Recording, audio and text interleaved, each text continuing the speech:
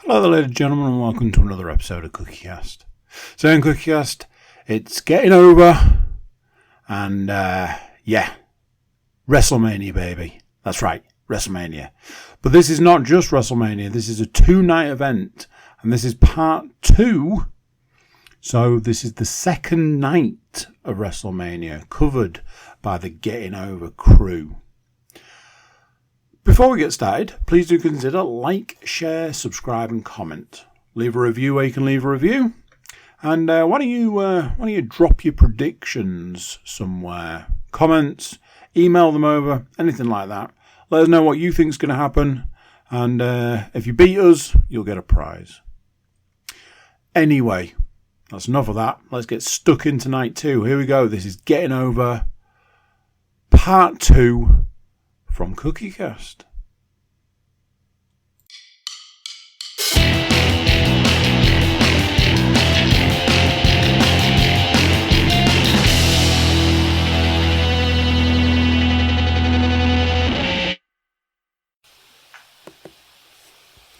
Recording in progress. Welcome. It is part 2 of this year's annual Wrestlemania Spectacular on the CookieCast network. It's time to Getting Over, episode 62, part 2. Now, before we go any further, question time. Have you listened to part 1? If you have, thank you very much. Really appreciate it. If you haven't, whoa, just hit the pause button, skip back an episode.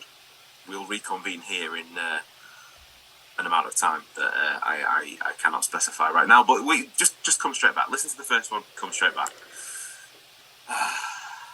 Like you say, if you did, thank you. What did you think? Do you agree with what we said? Do you disagree with what we said? We know you probably disagree with Paul. It happens to us three all of the time. It's just his thing. He can't help it. But yeah, let us know in the comments below. See if you can outdo us on the prediction front.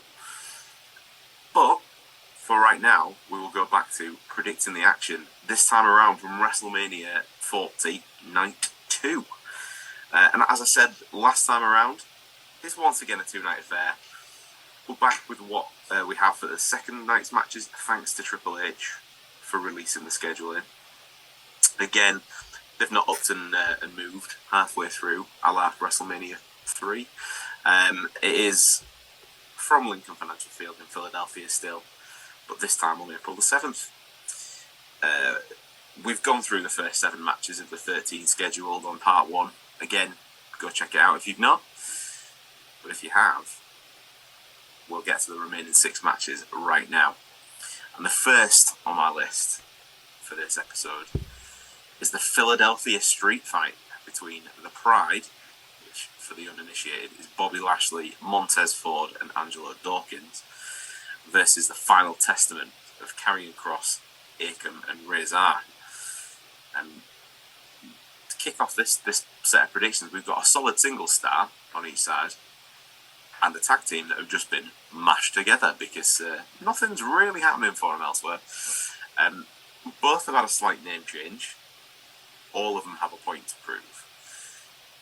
At least we finally have a name for Bobby and the Street Profits. For a while we pondered, was it going to be the Hurtier business? Could it be for the taste in fancy dress attire? Not like clowns and shit, I mean like fancy stuff to wear. Was it going to be the shirt business? Well, WWE have finally settled on the Pride. I'm not really sure I like the name myself.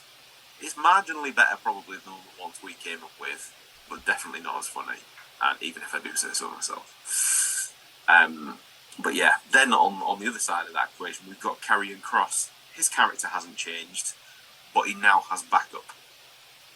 Not only in the form of Scarlett, but also the Authors of Pain and Paul Ellering to form Final Testament. Now, this is a group and a name I can get behind. I like all of this. The look, the presentation, all of it. The match isn't for a title, but it does appear to be the launch pad for the latest mid-card faction on SmackDown. Whoever wins this match should probably be pushed to dominate SmackDown in the coming 12 months. And if not, what's the point? To raise the stakes somewhat, SmackDown General Manager Nick Aldis announced that this contest would pander to the fans in the home of ECW by being contested under Philadelphia street fight rules. Now, nothing's been specified about the Philadelphia element of it. I can only assume that these are the exact same rules as a Sheffield street fight, with the addition of either more spreadable cheese or live eagles been ejected into the arena. I guess we'll find out. Cheese steaks everywhere. Cheese steaks everywhere. Maybe they'll double bubble and do cheese-covered eagles throughout the stadium. Who indeed knows? I fear we may have been down a bit of a dark alley with that. So who's going to kick off then episode 2's predictions and give us a winner of the Pride versus Final Testament? Pride wins. Okay.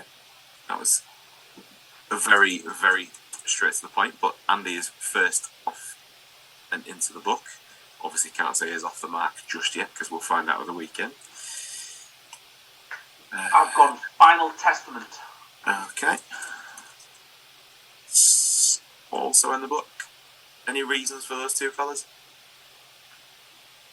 I just presume they're going to... I'm hoping, I think it's more hope than anything, they're going to push Karrion Kross, because they've beyond wasted him. It's genuinely infuriating. Every time I see him, I'm like, alright, what's he doing this week that's completely ridiculous? And how are they going to bury him further into the card that's going to make me more and more annoyed, and becomes increasingly a reason why I don't watch it that much. So I was like, yeah, so he better win. If Street Profits and Bobby Lashley, who do not need the win, then time to give up. Well, couldn't agree more. I think I'd said to you the other day that I don't know if it's a case of poor booking of Karrion Kross since he's joined the main roster, or a bit of that plus a bit of lackluster performances on his part since he's gone up to the main roster. But yeah, it feels like a massive ball dropped on this one, because when he beat Keith Lee for the NXT Championship, I know he got injured in the process, but arguably you were looking at a guy who could have dominated NXT for a year, 2 years, then arguably been moved up to the main roster to be a legitimate challenger to Roman Reigns for the Universal title at that point, and you would struggle to see him in a rivalry for the United States title at this point, I would say. But fingers crossed, if they do get the win in this, it could be, like you say, that sort of catalyst and that sort of springboard to get them to the point where the AOP are challenging for the SmackDown tag titles, and he does go into a feud with whoever comes out of WrestleMania as the US title holder and stuff like that. I have also gone Final Testament. I've also gone for it for the reasons that you guys have said. They desperately need to get this faction off the ground. They've been causing a bit of havoc on SmackDown, but nothing solid as such.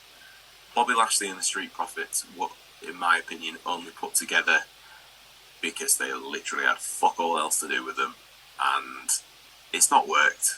It's none of it's worked for me.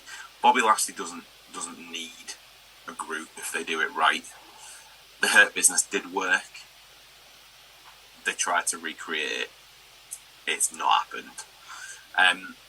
Karrion Kross, this might not be a popular thing to say, but genuinely think that his career has stalled due to the lack of Vince McMahon. I think he was very much a Vince guy in the sense of not because, I mean, ultimately, yeah, he came from NXT, so there was a fair chance he was going to get buried anyway. But he's the big muscular guy.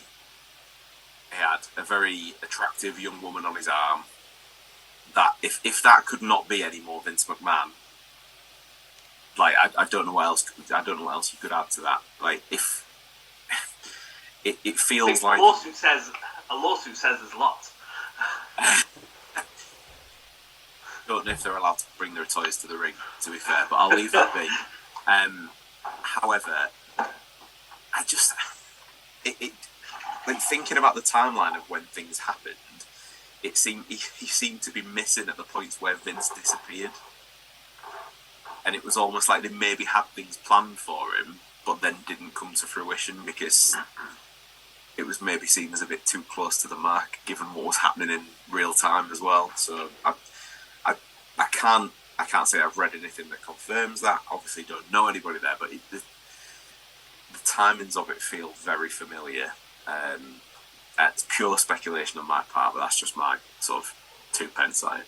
But yeah, Andy, that leaves you out there on your own with a chance of a solitary point from this one.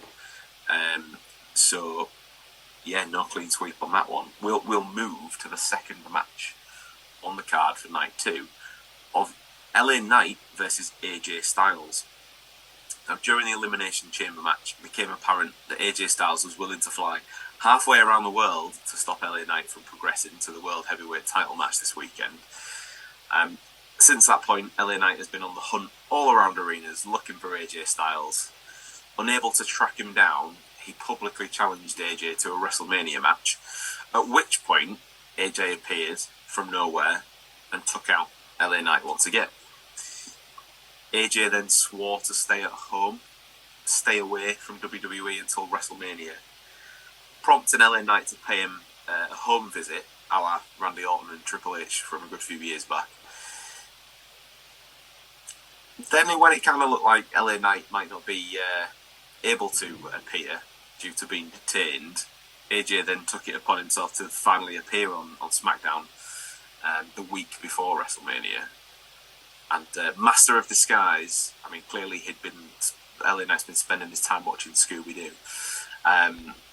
Dressed up as the cameraman in a lovely AJ Styles-esque soccer mom wig as well. Smashed his face in, shall we say, to not put too fine a point on it. So we've got a Mania grudge match on our hands. Nothing but pride on the line. Somebody's going to leave with bragging rights. I'm going to jump in because I have issues with this one. I'm not saying it's not going to be a good match, but AJ Styles genuinely has not been around. There is no reason we should care about AJ Styles at this point. LA Knight has been the proverbial stop-start, willy won't he for the last God knows how long, probably since Money in the Bank. I would say was the sort of the big hitter for him. As Paul alluded to a moment ago, can't even get in a feud for the United States title.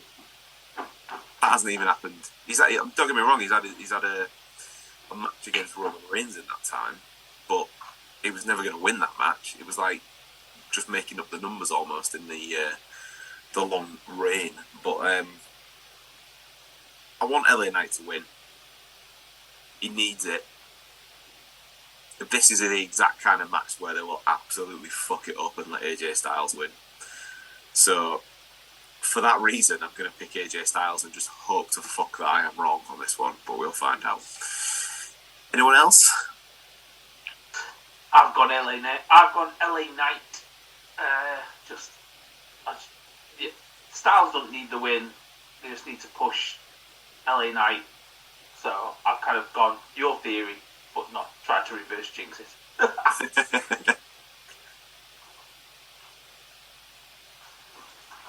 Okay, you are in the book. Andy? Yeah, same. LA Knight. I think it's just... I literally just wrote LA Knight down for this, nothing else.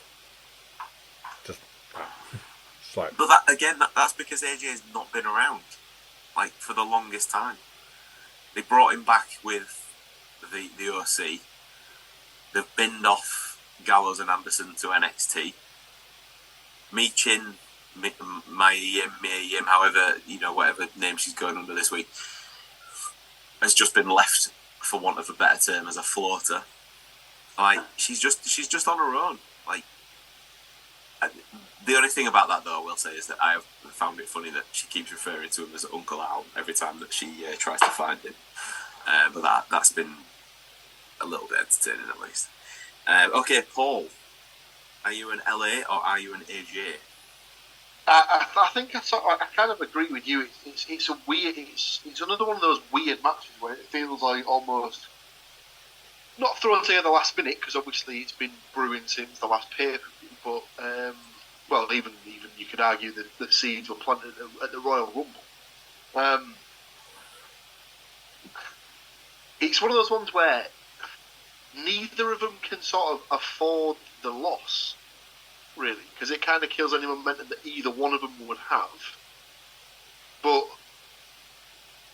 AJ's got enough in the bank that he can afford the loss more, if that makes sense. So that's why I'll go for LA. Very nice, me. It's me on my own. Okay. Yeah. He doesn't. You're right. AJ Styles doesn't need to win, and they don't tend to like DQ finishes at Mania either, do they? So there's no real reason for that. But yeah, again, that's exactly why I think AJ Styles. so we'll stick on that one. Now we'll move on. Triple threat match time for the United States title. Logan Paul defending against Kevin Owens and Randy Orton. It's time. We've got to discuss after talking about New Day last time out. It's time for another one of Andy's favourites, Logan Paul. Whoa! Hear the excitement in Andy's voice. Look at his face. But if you're not watching on YouTube, do it just to see Andy's lovely smiling face at the reaction to that one. But yeah, Logan Paul will be defending his United States title in his toughest test yet against Kevin Owens and Randy Orton. Can you believe he's had the title since October last year? That just seems incredibly bad. But this match came about following a bit of cheating in the Royal Rumble against Kevin Owens. Not in the Royal Rumble, sorry, at the Royal Rumble in the United States title match. And then the ending of the Elimination Chamber match in Perth last month. Logan Paul was eliminated by Randy Orton following an RKO. He then feigned an injury to stay inside the chamber and then laid out Randy Orton with the brass knucks to allow Drew McIntyre to pick up the overall win. Coincidentally, the same brass knucks that he'd used to cheat Kevin Owens out of the title a few weeks earlier. Logan Paul, being a bit big for his boots, I know, sounds nothing like him, right? Was mocking SmackDown General Manager Nick Aldis for not announcing a match for him at WrestleMania. So Aldis booked him against two former United States champions at the same time to make this triple threat match. At the end of the day, there's going to be two former United States champions leaving WrestleMania, one current. But which will be the current at that time? I feel like I'm going to take a leaf out of the football podcast's book here and say, because it's Andy's team, he can go last. So to that end, Matt, where are you going on this one? I'm surprised you didn't have to ask. I've been trying to avoid this. I don't have to ask you. I clearly don't have to ask Andy, but I'm going to at some point. And if you haven't got Randall, Keith, Orton in the book, then what are we doing here? Okay, point taken. It's written down in the book under your predictions now, so you can rest easy and hope that comes true for this weekend on Sunday. Paul? I'll go the other way. I'll go for a Kevin Owens win, please. Okay. Any reasoning? No. But if for nothing else, I think it makes sense to get it off Logan Paul so he can, go away and do, some more advertising or shilling for his brother who's potentially going to get murdered by Mike Tyson, legitimately. And I don't know, it just feels as if, like, it's as annoying as it is that he's in the company, it's even more annoying that he's as good as he is, which is the most annoying thing about it. If he was at least shit in the ring, you could maybe oh well, you see, he's just there for the cash. But he's actually taken to it surprisingly well, and he always delivers with his performance, which is annoying. One thing we haven't mentioned is that Wrestlemania starts the run of premium live events, which are going to have the canvas sponsor Prime. So regardless of what happens night 1 and night 2, every decision that involves a pinfall or submission in the ring is going to have a massive bottle of Prime.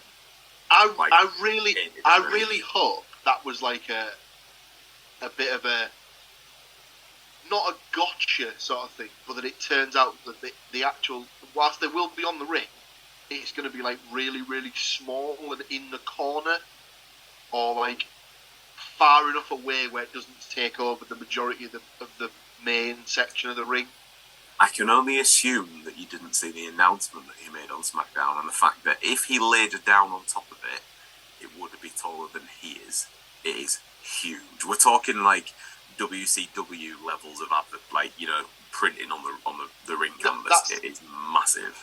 No, that's what I mean. I was hoping that was a piss take. Oh no. And I would suggest that because when they layer up the ring, they have different canvases all the way. They don't. It's not necessarily the same piece of canvas on the top for the entire night. So, are we going to reach a point where he's got a stack of, say, 6 different canvases with 6 different flavour bottles advertised? I can see it happening. Absolutely. Yeah. The one thing I want to see happen, and I'm going for this, I've also gone for Kevin Owens, but I want the lasting image of that match to be him losing, laid out on top of his own advertising. That's the only thing that's keeping me going on that front. So I have gone for Kevin Owens. I'm assuming we're about to throw to Andy and make this up to a 50-50 split in terms of Orton and Owens right now. Or is Andy going to shock the world and not only pick New Day to win something in the first part, but is he about to do the unthinkable? As I cannot utter the words, I will only say this. Can you put me down for a retain? Oh my. I mean, this feels all kinds of wrong, typing that in right now to the book. Are you sure, before I finish typing the name? Yes. Oh. Oh, man. Oh. In fairness, I said he's held the title since October.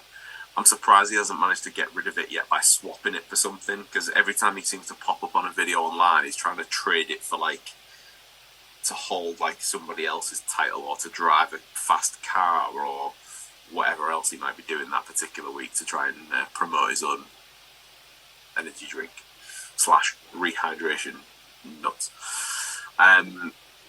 Yeah. Oh, man. I don't know where to go now, Andy. If I'm honest, that's kind of shaking me a little bit.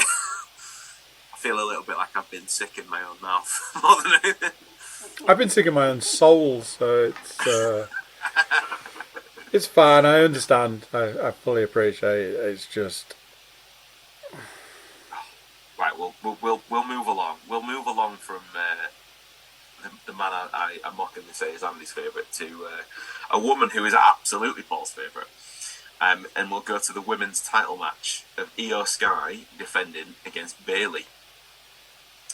Bayley is the winner of the 24 Royal Rumble, had the opportunity to choose her opponent for the show of shows. Io didn't see this coming. Bayley revealed that she understood Japanese and had known that the rest of Damage Control had been mocking her for quite some time. And as that revelation came, Bayley officially challenged Io to the match at Wrestlemania. I think we talked about this before, possibly on the last podcast. That reveal was excellent. That was some of the best promo work that Bayley's had in months. months, and she's not been bad when she was leader of Damage Control. But now she's out there on her own again, and it was a great way to reveal. Dakota Kai kind of got mixed up in all of this because whilst that was happening, she was away injured again with a bad leg. But when she came back, they played this angle of she was a little bit torn because she still wanted to be part of Damage Control, but she didn't want to let down Bayley either. And when it finally looked like Dakota Kai was about to side with Bayley, it led to a double cross, and Dakota instigated yet another beatdown on Bayley, who's now the former leader of Damage Control. It's again, it might have been very Route 1 as a setup and kind of ticking all of the boxes, but it's been really well done, this bit, for me. I'm quite happy about it. Bayley deserves a solid singles match at WrestleMania for all the work she's put in, not just since the Rumble, but in the years previous. I think she probably would have had a singles match sooner had it not been for COVID, because that was around the time that she was doing all the good stuff with Sasha Banks, and it feels like because of what happened with her, they never really got the blow off from that either. So I think this is a good one for her particularly. Will, though, she go all the way and take the title? She's not held the singles title for a while. Again, very much in that Becky Lynch camp. But will they cut off Io Sky's sort of seemingly smaller run and to let Bayley have her moment? I'm not sure.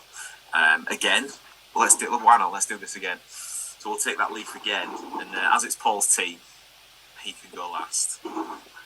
So we'll start with Andy this time. Andy, have you got Io Sky or Bayley? Come on, boys, say it with me.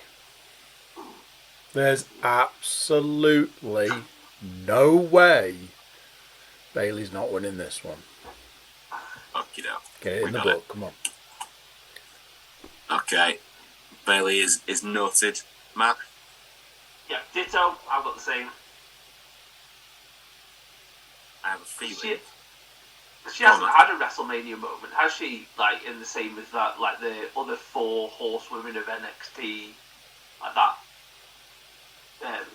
Charlotte, Becky, and Sasha. Mercedes Moné, Sasha Banks.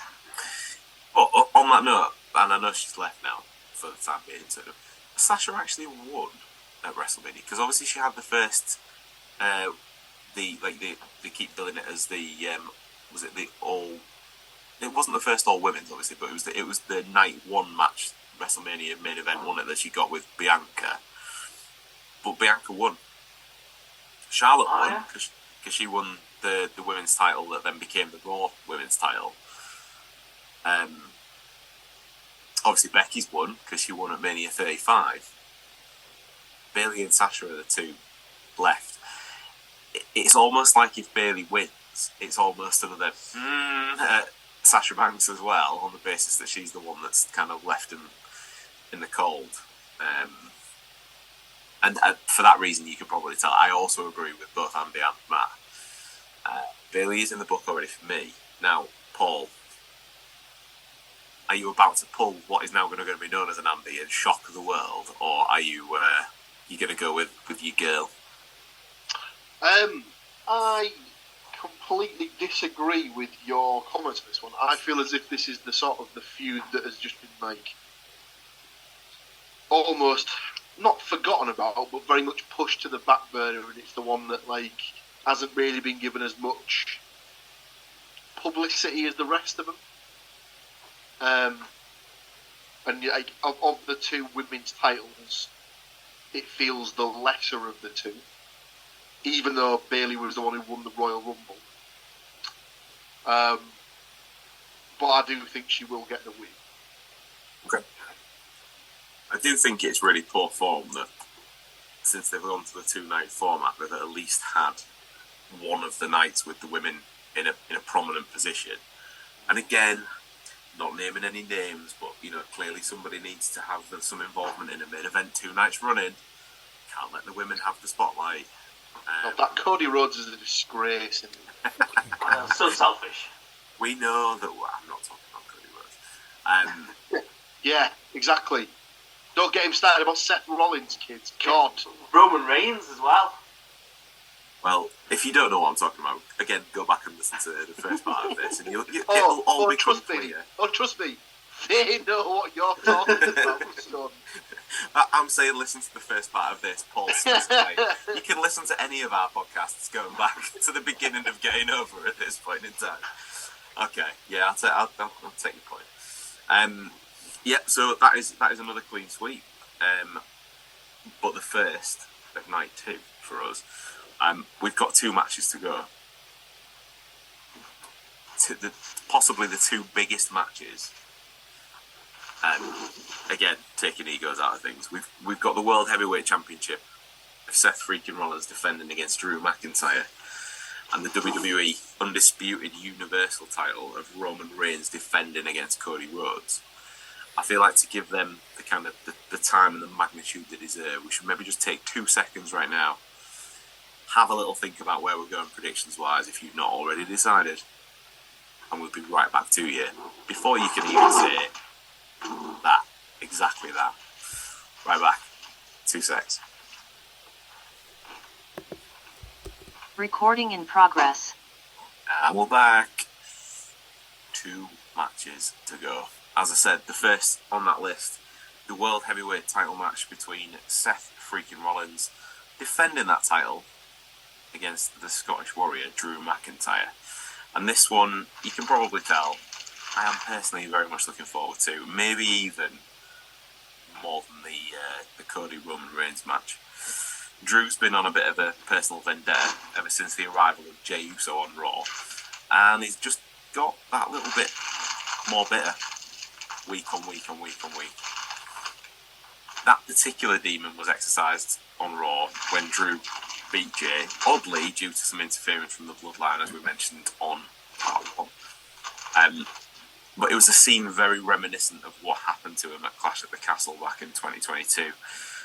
But this time, he was on the victor side of the equation. Drew finally booked his place in this weekend's event by winning the Elimination Chamber in Perth last month, but not before and after some top draw level trolling of one Mr. CM Punk.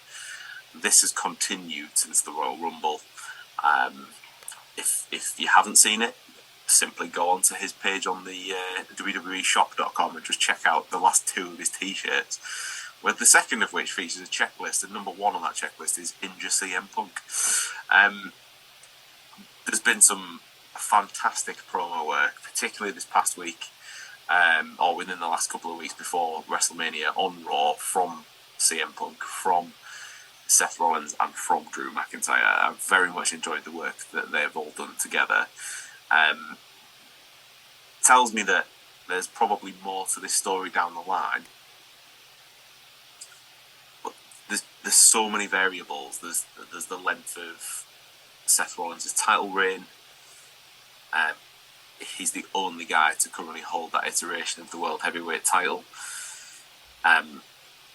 What state is he going to be in after the match with Cody against the Bloodline the night before? CM Punk has been announced as the guest commentator for said match. Is he going to have an involvement?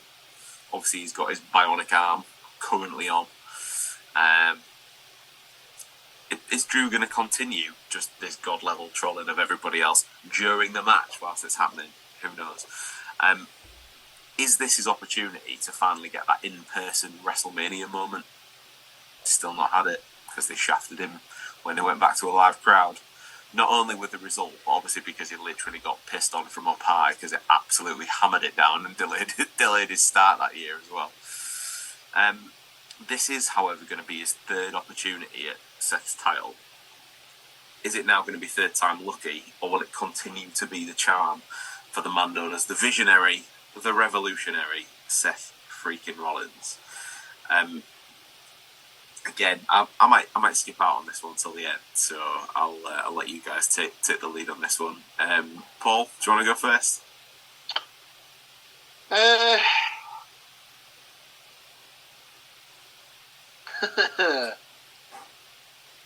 I think in all of the podcasts we've done, I think whenever the world heavyweight title match has come up for discussion, I think I've had Seth losing it for the last 6 pay-per-views in a row, or the ones that he's defended it on.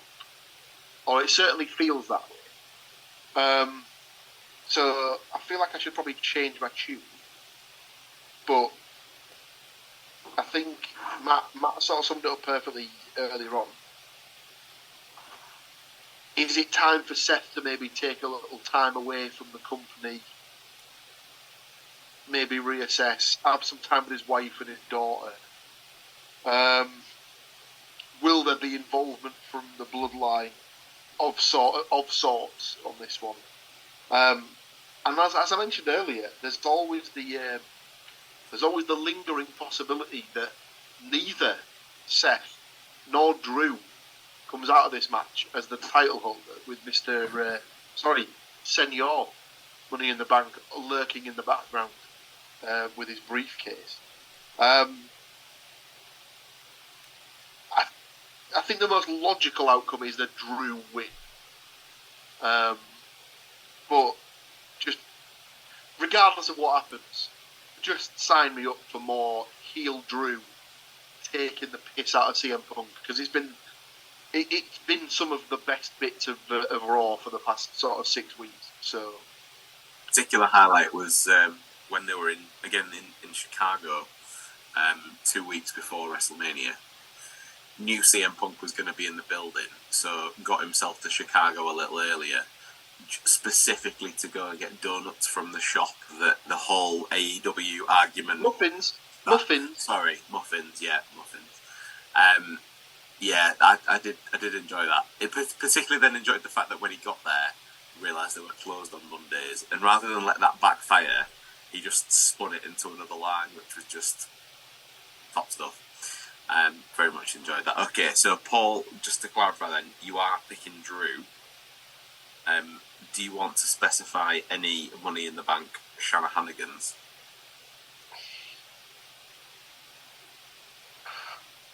I do, but I don't know. So I'll just stick with a straightforward Drew. Well, I say a straightforward Drew win. I don't think it's going to be straightforward at all. I think there's going to be a lot of outside helping, shall we say. Okay. Okay, you are down for Drew. Andy? Yeah, I've got Drew winning this one. So, I mean, it's simple in the sense that I think CM Punk's getting involved. There's absolutely no way that's not happening. To have him there after the just barrage of abuse. But yeah, it's Drew's time to shine. Fits quite nicely with other stuff. So yeah, good. Drew, you are in the book for Mr. McIntyre. Matt, I've gone Drew McIntyre as well. Loving this. Anything different to what we've said, or? I suppose we haven't kind of touched on it, but we probably will mention it at some point. Obviously, the Clash in the Castle returning to these shores June the 15th. And it seems a bit more fitting that maybe he's got a belt this time than trying to get one. And it's in Scotland. And it's in Glasgow, which he happens to be from. So, you know. Well, I suppose he's heir, isn't he, technically? But he's not going to get any nearer. The fact that that was announced in the week leading up to WrestleMania. Yeah, Clash at the Castle returns. Again, I think we said at the time, after me and Matt had been last time, it seemed like the perfect thing to keep the branding going, to keep it in place. They could definitely use it coming back over here. And seemingly they have. They're heading north of the border to keep that going. I have already seen online people point out that this time it's not in a stadium. It is an arena, still definitely not in a castle. It's not Clash in the Castle. Yeah, but at least in Cardiff, the stadium couldn't get any nearer to the castle. I'm not geographically aware of Glasgow, but I'm Edinburgh, perhaps. There's definitely a castle smack in the middle. Glasgow. Maybe if we have any Scottish listeners, maybe they could chime in on the comments below and enlighten me as to your battlement structures. However, just to round out the predictions, I have shock horror gone for Drew. It does play a little part into the bloodline stuff as well, because something that my old mate keeps spouting is that he keeps saying to Seth that he will make that title disappear. Well, there's no way they're just going to bin it. The way that he'll make it disappear is by getting it off Seth Rollins. So therefore, yeah, I have got Drew. I'm starting to worry about the Money in the Bank situation. I don't think they're going to do it at WrestleMania for two reasons. Because I think there's a lot of people seemingly expecting it, so I think they'll stay clear of it for that. The other reason is they've done it before. They've had the cash in at WrestleMania. It's not anything new. It takes away from what Rollins did. Yeah, years but ago, I think, exactly. if they do it. Is that not the perfect excuse to do it? I On the guy that had the best catch in ever. I have a feeling that they'll push it all the way to this year's Money in the Bank, because that's the thing in it, that they've got it until the next Money in the Bank pay-per-view, and they've never let it go the full term from one to the other, and he'd, in theory, have until the end of that night to cash it in. Well, I think if you go back, I believe I actually covered this on the podcast last time. In that, is there a scenario where he goes to cash it in on the pay-per-view, and someone steals it from him to stop him from cashing it, and it's the first one that ever runs out? Yeah, it's a possibility. I don't see it running out.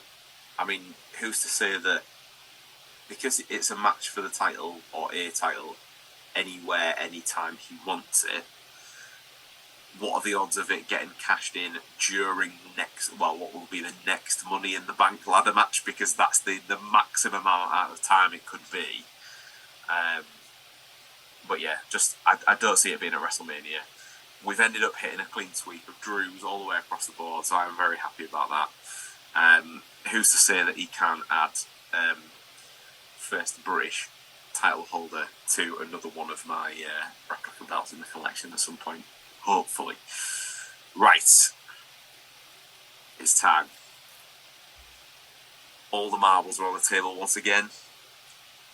Undisputed WWE Universal title match, Roman Reigns defending that title against Cody Rhodes, and you've probably got to think that this is Cody's last stand. Certainly will be whilst Roman's champion, on the basis of The Rock has already noted as such. We've had Cody win the Rumble 2 years straight to get to this point, and if he doesn't win now, will he ever? On the other hand, we've also got Roman so close to beating Hulk Hogan's record. SummerSlam would sort that out. And if that was WWE's plan all along, do they stick to it for the sake of it, or do they go with what the people are actually wanting and been demanding, both very vocally online and in arenas around the world? But as we've been talking about, what is this match going to look like? Will it be under Bloodline rules? Well, we all seem to think so. Or is it going to be a straight one-on-one? Even if it is normal rules, the fact that the Bloodline say they're not going to be involved, I mean, they've said a lot of things over the last 4 years, and the exact damn opposite has happened. If the Bloodline are banned from ringside, does that include Paul Heyman, seeing as he keeps billing himself every week as a non-physical threat? Is he going to carry the titles to ringside and then go to the back? Absolutely not. But as we know, this one bet your house on a headline in night 2 completely. This has got to be that. But the final image from WrestleMania 40, Roman still champ, or the fall of the Bloodline? Where are we going? there's some faces being pulled right now for those people listening along rather than being on the YouTubes. I'll go first. Go on. I've gone for a Cody win. I think, if you're going to put Roman, if you said so his reign will be as the longest ever, over kind of Hogan's, if it keeps on going through to SummerSlam. I just think he's not that, pantheon kind of level guy. He's not that. So that I can't see him doing that. But so yeah, I think Cody to win. I think obviously there'll be, like we said, we think it's probably going to be the Bloodline rules. Obviously, millions of different people making their way to the ring.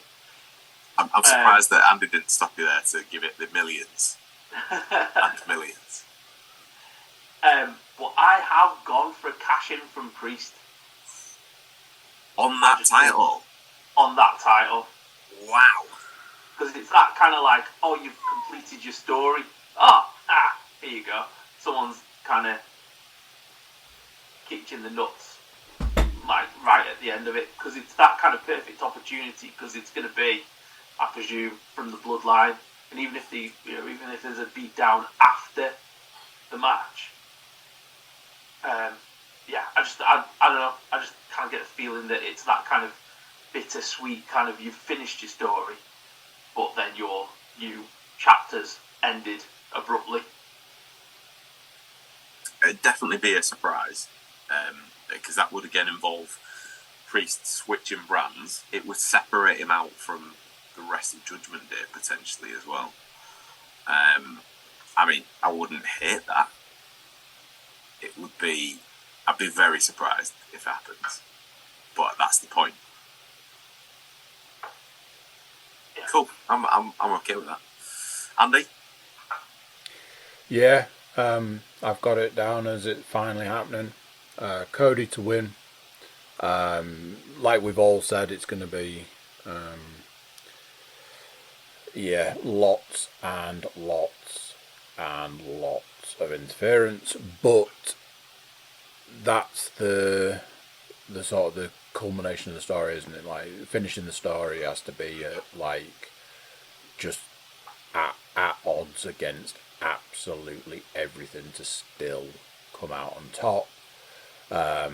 They'll close out the broadcast with Cody with the firework finish that he's been after all this time, and just I don't think there's anybody out there at this point in time that's not saying it's time. So it's time. It's there is that element of it's perfect.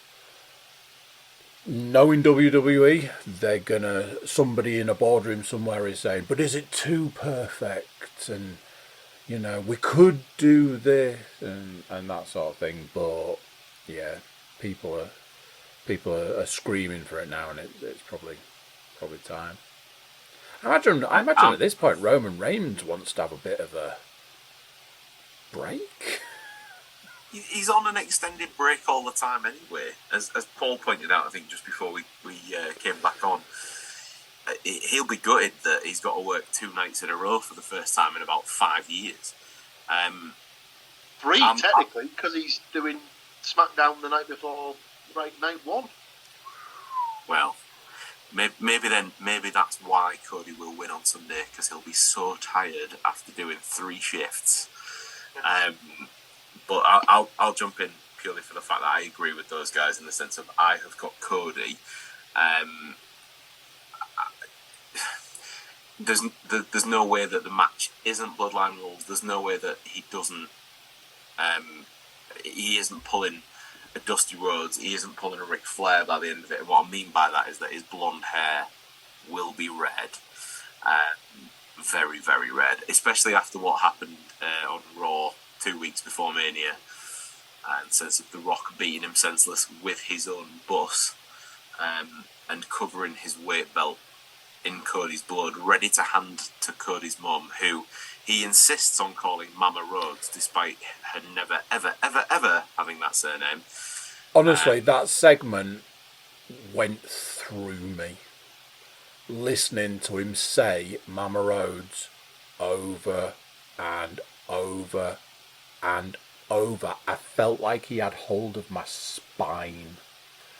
Every time he said it, I was like, huh. And it was like it was something that was stuck in his head and he couldn't get it out because must have said it 50 times in that segment. But it doesn't matter when the segment ends, does it? It's not over for The Rock when the segment ends. I don't care what the producers say. It was, and he kept saying, what was it? It was like, "Oh, look at your boy now, look at your boy now." And that was the only, "Look at your boy now, Mama Rose." And that was the only thing that he flicked between. But yet they managed to fill like 20 minutes of him basketballing Cody's face off the side of that American whiskey bus that he's rocking around in at the moment. But yeah, that leaves us in a position where 3 of the 4 of us have picked Cody to finish his story, which sets Paul up perfectly for him to just swoop in there and smash everybody's dream to pieces. Is he going to take that opportunity, or does he agree with us? I think we've all kind of covered it in the same way but different. In that we're at the point now where, like you said, if he doesn't win it now, are we at the point where he's never going to win it and they're just never going to pull the trigger on it? I also think they run the possibility of, if they don't have him win it now, do they lose the interest of everybody who's like pulling for him in as much as, oh yeah, he didn't win it, but just back me again and come next year, third time will definitely be the charm, and that everyone's like, yeah, I'm done with this now. I'd rather see literally anybody else have a go and stuff like that.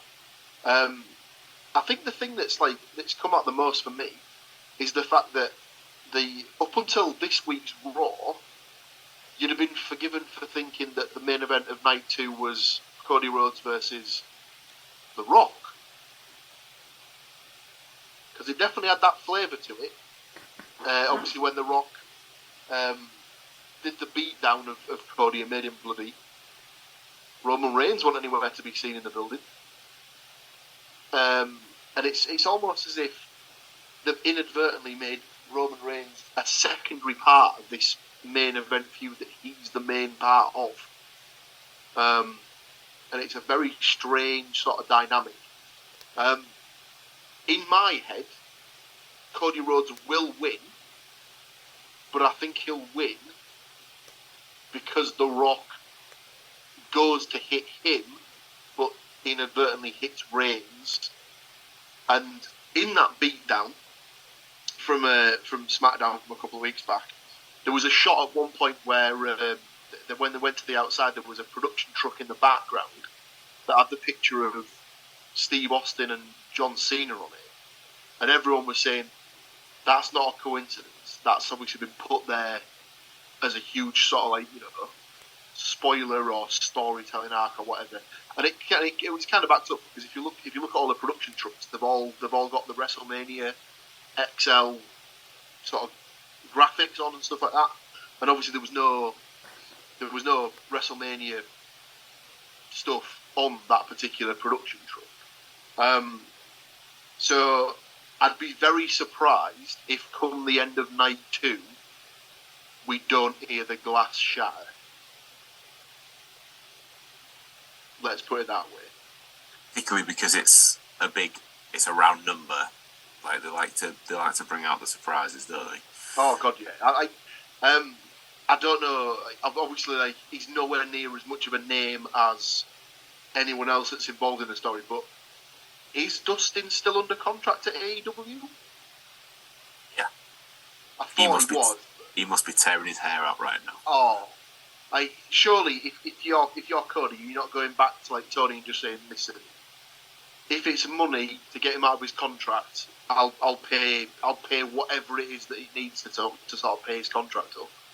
But I would suggest that, even if there was a chance in hell of that, Phil has done a fantastic job today of ensuring that is the coldest day in hell ever. I mean, he doesn't strike me as the sort of fella who's short for money anyway, but if he was to offer the sum of, say, the signing on fee for possibly the biggest star in Japan, followed by, the biggest British star in Japan that have recently signed for that company, he might consider it more than he would have done 3 or 4 weeks ago. But as Matt rightly pointed out, people always build Triple H as having the golden shovel. But I mean, you can only assume that in the reconciliation process that happened last November, as CM Punk decided to have a little chat with Triple H, that shovel has just been gifted as a welcome back bonus, and he's now using it to pour sand and dirt on top of AEW now every chance he gets. I particularly enjoyed the all the coverage last year of there's non-disclosure agreements, and in his interview with Ariel Helwani today was very much no, there's not. I don't want to talk about it, but here we go, boys. Like, that was like straight in money. Like, that was it. Yeah. Okay. So we've gone Cody across the board. So the biggest 2 matches of the entire weekend. Go on, Paul's got some. One possibility that I did see that I wanted to throw out, I think I actually mentioned this to you, was the possibility that Reigns does retain, but then Priest comes out at the end, knocks out Reigns with the briefcase, then hands the briefcase to Cody. But and you end up with... He's a bad guy. It won't happen. And then you obviously have the turn of like Cody becoming... Oh, I see. Sorry, I remember. As in, then, like, obviously Cody becomes the champion, but the upshot of it is that he accepts the briefcase with the sort of the understanding that he becomes part of the Judgment Day, and it's the fact that he's never been able to get over the hump as the good guy, so he's had to turn to the dark side to have to sort of finally get the big one. And I think I said to you, I think a heel Cody is probably coming. Maybe not round the corner, but there's only so much like sort of goodwill and good faith that will go towards him for so long before the crowd will start to turn on him for being like the sort of the uber clean cut baby face, kissing babies, handing out gifts and stuff like that. And I think he'll just naturally turn heel, and when he does, I'll be interested to see how he rolls with it, because I don't think he's ever had to properly embrace being a fully fledged main event heel yet. No, because even when the crowd turned on him in AEW, he never really sort of fully got on board with that. No. Well, that is it. We've swept the board on that one. However, again, with the two, what will be the main events of that whole weekend. But there are plenty of differentials along the way, so in theory, we should definitely have a clear winner. However, all that remains on this podcast is for me to thank you boys very much for going through both nights of WrestleMania. Thank you to Andy for sorting this as usual, putting us on CookieCast. If you haven't already, please do give us a like, share and subscribe and all that good stuff. Share it with your friends. If you are listening to this before WrestleMania, as we hope you will be, leave us some comments, leave us some predictions. Let's see if we can't get a little, almost a mini league going, if you like, in the comments section. But for now, enjoy the weekend, enjoy all of the festivities that WrestleMania brings, and we shall see you next time to find out which one of the CookieCast Getting Over boys takes the title after a very, very heavy hitting weekend. So thank you very much. We'll see you next time. So there you go. WrestleMania done and dusted. 2 parts, 2 nights, all in the bag, and all for you to enjoy. Thank you for watching. Thank you for listening. Thank you for being here. Send predictions over. You can do that by going to the website and clicking the email button. Email your predictions to us. You can leave them in the comment section on the video or even on the audio. While you're there, click that like, share the podcast around, and subscribe if you haven't already subscribed. Right, all that's left now is to go and enjoy Wrestlemania. So until next time, I'm going to say bye, and I'll see you then. Thanks for listening. If you like this episode of CookieCast, please like, share and subscribe.